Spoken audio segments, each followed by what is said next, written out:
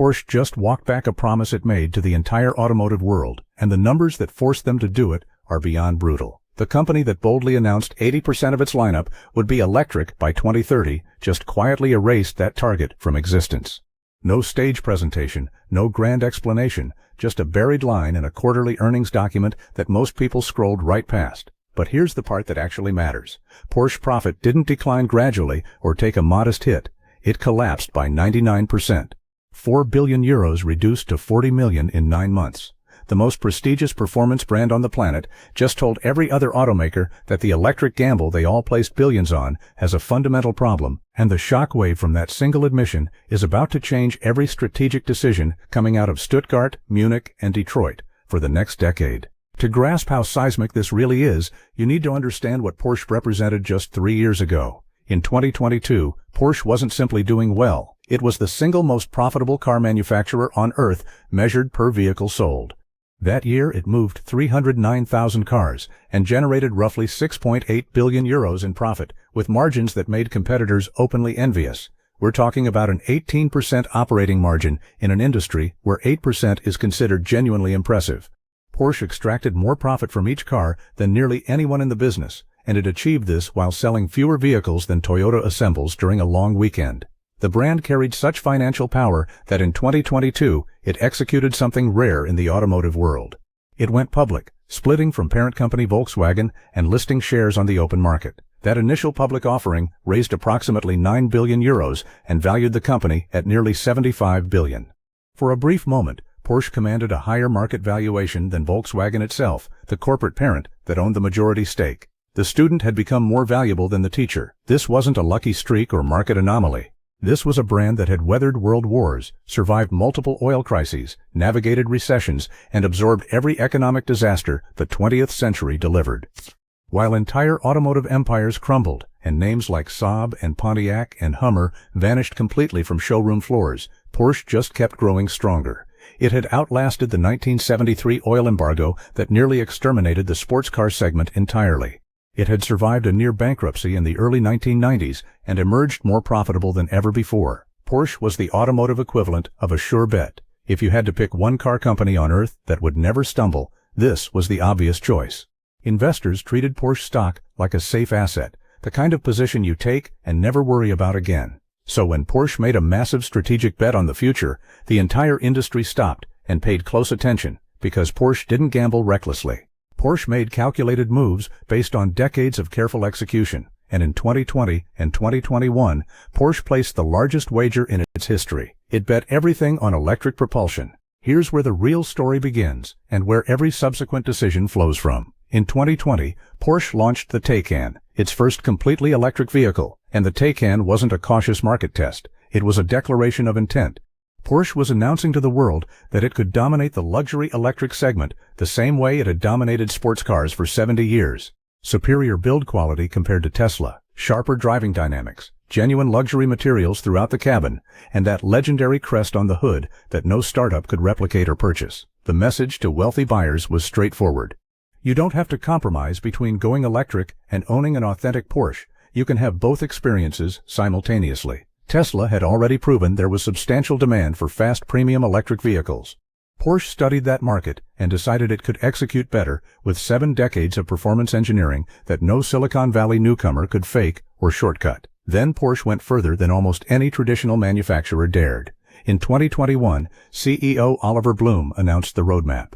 By 2030, 80% of all Porsches sold globally would be fully electric. The Cayenne, the Macan, the Panamera, the 718, everything was going electric or hybrid. The only survivor in the gas-powered world would be the iconic 911, preserved as the soul and heritage of the brand.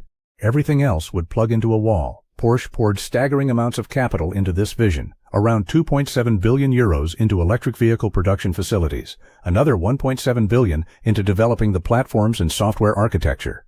They partnered with a Swedish battery manufacturer called Northvolt that was supposed to supply the cells powering this entire electric transformation. The roadmap was clear, aggressive, fully funded, and publicly announced. Porsche wasn't just entering the electric race. It was positioning itself to lead it, and initially, everything appeared to be working exactly as planned. The Taycan collected awards and positive reviews. In 2023, it sold approximately 41,000 units. Those aren't Tesla volume numbers, but for a sedan starting above $90,000, that represented genuinely strong performance. Analysts describe the Taycan as the thinking person's Tesla. The media narrative solidified quickly. Porsche had solved the puzzle that every other luxury brand was struggling with. It had created an electric car that felt unmistakably like a real Porsche. The strategy appeared airtight. The execution looked flawless. And the most critical market in the world seemed to be falling completely in love. That market was China, and China is precisely where this story takes its darkest turn. By 2021, China had become Porsche's single largest market on the planet. Over 30% of every Porsche sold worldwide ended up in China, nearly 96,000 cars in a single calendar year. Young, affluent Chinese buyers loved German luxury, and Porsche occupied the very top of the status hierarchy. The company opened dealerships in every major Chinese city, hired thousands of local employees, and constructed an entire regional headquarters in Shanghai. China wasn't just another market. China was the foundation supporting the whole strategic plan. And then almost overnight, Chinese buyers stopped showing up. In 2024, Porsche's sales in China dropped 28%, falling from 79,000 down to 57,000 cars in 12 months. This wasn't about economic weakness. The Chinese automotive market was still purchasing plenty of vehicles. They simply weren't buying Porsches anymore. Something fundamental had shifted about what Chinese consumers actually valued. Local Chinese brands like BYD, NIO, and Xiaomi had launched electric vehicles that were genuinely more technologically advanced than the Taycan, and dramatically cheaper to purchase. The clearest example arrived from Xiaomi, a company most people recognized as a smartphone manufacturer. Xiaomi launched its very first automobile ever, the SU7, and sold over 100,000 of them in 2024. That car featured better software integration, smoother smartphone connectivity, more advanced autonomous driving features, and it actually beat the Taycan's own lap record on a racing circuit in Shanghai. A phone company on its first automotive attempt out-engineered Porsche on the track. And here's the element that should genuinely terrify every legacy automaker. The average Chinese electric vehicle buyer is approximately 36 years old, and they did not care about Porsche's century of racing heritage, not even slightly. To them, an automobile is a smartphone with wheels. They evaluate it based on software quality, screen responsiveness, charging speed, and self-driving capability. Porsche's entire identity, 70 years of motorsport history and mechanical precision, suddenly meant almost nothing to the exact demographic it needed most desperately. Consider how devastating that shift truly is. For decades, the entire business model of a luxury automotive brand was constructed on a simple premise. You pay a substantial premium for the badge, for the history, for the story embedded in the machine. That story was the actual product. But a 36-year-old buyer in Shanghai in 2024 examines a Taycan and a Xiaomi SU7 side by side, and the story doesn't influence their decision. The screen quality does, the software does, the price does, the self-parking feature does, and on every single one of those dimensions, the Chinese vehicle wins decisively. Heritage isn't a specification you can list on a data sheet, and increasingly, the specification sheet is the only document that closes the transaction. Porsche spent a century constructing something that an entire generation of buyers simply stopped valuing, almost overnight. Then the Taycan's own fundamental problems began catching up with it. While China was slipping through their fingers, the Taycan, the vehicle the entire strategy was built around, started developing a reputation, and not a positive one. Consumer reports identified the Taycan as one of the most unreliable vehicles of 2023. Owners began flooding online forums with disturbing stories, red warning lights commanding them to pull over immediately while driving on highways, complete electronic system failures, battery issues serious enough to trigger 5 separate major recalls. Vehicles sitting in service centers for months because replacement parts weren't available, and technicians had never encountered the specific failure modes before. But the reliability nightmares weren't even the most significant obstacle. The most significant problem was much simpler and much harder to engineer around. On the fundamental metrics that electric vehicle buyers actually care about, the Taycan just wasn't competitive in the marketplace. A base Taycan cost nearly $90,000 and delivered approximately 310 kilometers of real-world range. A cheaper Tesla Model S traveled nearly twice as far on a single charge. At the top end of the lineup, it became even more absurd.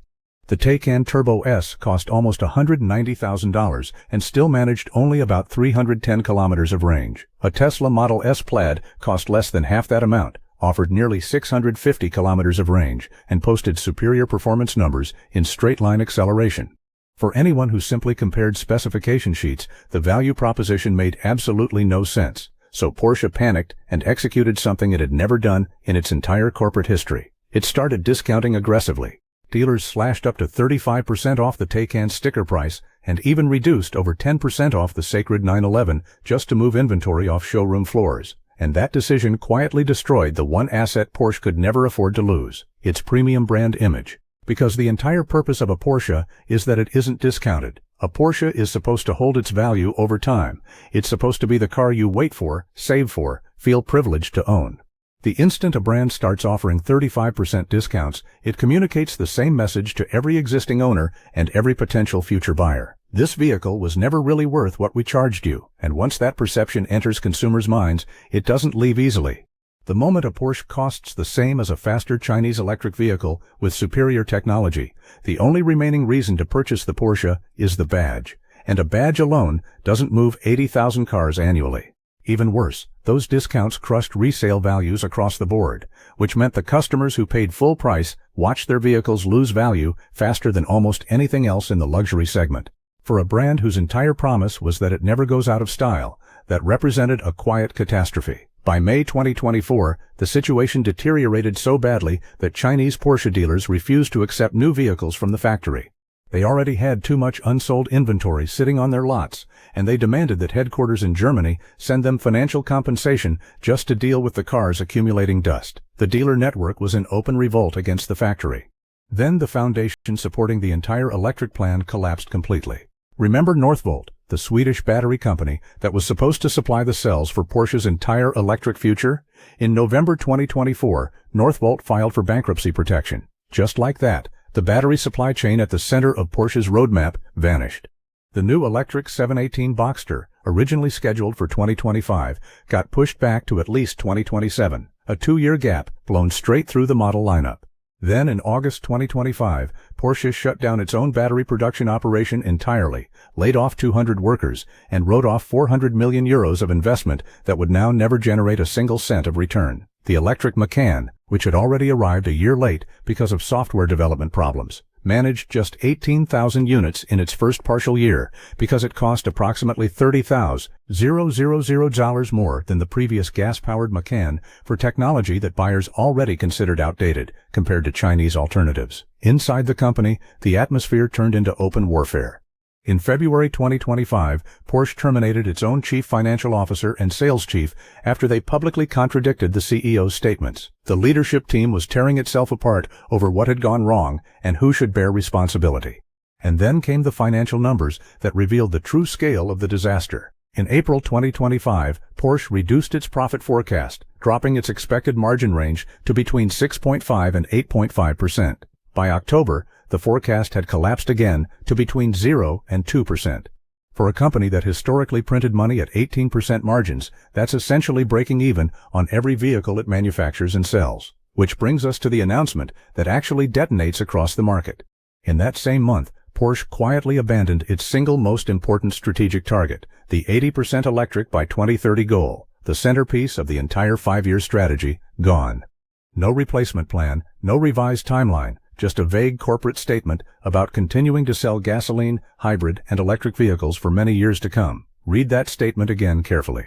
The most prestigious sports car brand on earth, the most profitable car company per vehicle in the entire world, the manufacturer everybody pointed to as definitive proof that legacy brands could win the electric vehicle race, just publicly admitted the electric plan failed fundamentally. That is the announcement, not a new product launch, but a strategic surrender. And when Porsche surrenders on electric vehicles, every executive at every legacy automaker takes detailed notes, because if Porsche couldn't make the financial mathematics work with its brand strength, its engineering resources, and its capital reserves, the quiet question reverberating in every boardroom becomes, can we possibly succeed where they failed? In July 2025, in a leaked internal letter addressed to 36,700 German employees, CEO Oliver Blume finally stated it explicitly. Sales in China had reached historic lows. Electric vehicle profit margins were running far below gasoline model margins. American tariffs were adding unexpected financial pressure. And then the sentence that generated headlines worldwide. The business model, he admitted plainly, no longer works in a post-Trump, new China world. The company announced 3,900 job cuts to be implemented by 2029 and a permanent production reduction to 250,000 cars annually, roughly 20% below current output levels. Taycan production was slashed from 2 manufacturing shifts down to 1. This wasn't a brand riding out a temporary rough period. This was a brand permanently downsizing itself and acknowledging that the previous growth trajectory would never return. Here's precisely why you should care about this development, even if you will never purchase a Porsche in your entire life. Porsche was the controlled experiment for the entire industry. It possessed everything the electric vehicle transition was theoretically supposed to require. It had financial resources, more profit per car than almost any manufacturer alive. It had engineering talent accumulated and refined over 70 years. It had one of the strongest brand identities on the planet. It had a significant head start, launching the Taycan back in 2020, while most legacy brands were still sketching concept designs. If any traditional automaker was going to execute the electric leap successfully and emerge on the other side stronger and more profitable, the smart analytical money predicted it would be Porsche, and it failed anyway. Not because management became complacent, not because they built fundamentally bad vehicles. It failed because the competitive rules changed underneath them, and no amount of capital or heritage could reverse those new rules. That reality should send a genuine chill through every executive boardroom in Germany, Japan, and Detroit. Because if Porsche couldn't succeed on brand prestige alone, neither can Mercedes-Benz. If Porsche couldn't out-engineer a phone company on its first automotive attempt, neither can Audi. The Chinese electric vehicle manufacturers aren't merely cheaper. They're faster at software development, faster at product iteration, faster at delivering the features buyers actually want in their hands. And they're accomplishing this while the legacy brands are still conducting internal debates about how quickly to transition. Porsche's collapse isn't a Porsche-specific problem isolated to one company. It's a preview of what's coming for others. And there's a second critical lesson embedded inside this story about wagering everything on a single fixed timeline. Porsche didn't just go electric as one option among many. It announced a hard numerical target, 80% by 2030, and poured billions of euros into infrastructure constructed around that exact assumption. When consumer demand didn't materialize on the predicted schedule, all that advanced spending transformed into a liability overnight. Factories sized for a future that arrived late or not at all, a battery partnership that went bankrupt, a model lineup that launched into a market that had already moved past it.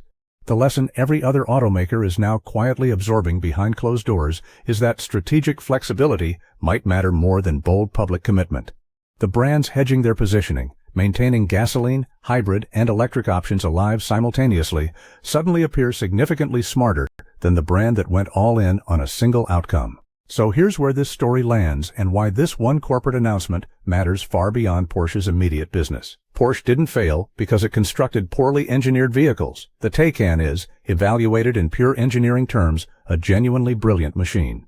Porsche failed because it discovered something the entire legacy automotive industry was terrified to learn. Brand prestige doesn't overcome a fundamental range disadvantage. Heritage doesn't overcome a significant price gap. 70 years of racing history doesn't overcome a phone company that delivers superior software integration on its first automotive attempt. Porsche is now trapped between two incompatible worlds. Its traditional customer base still wants roaring gasoline engines and mechanical engagement. The new electric vehicle buyers want Tesla's charging infrastructure and Chinese-level software and artificial intelligence integration. Porsche is too expensive for one group and too far behind on technology for the other. And the brutal truth nobody wants to acknowledge is that nobody, not even Porsche with all its resources, has discovered a clear, viable answer for how you escape that trap once you're caught in it. That's why this announcement blows up the entire electric vehicle market, because Porsche was supposed to be the definitive proof that the old guard could adapt and win. Instead, it just became the clearest warning. Every BMW executive, every Mercedes executive, every Audi executive is examining Porsche right now and asking themselves the same terrifying question. If it happened to them with everything they had working in their favor, what exactly is protecting us from the same fate?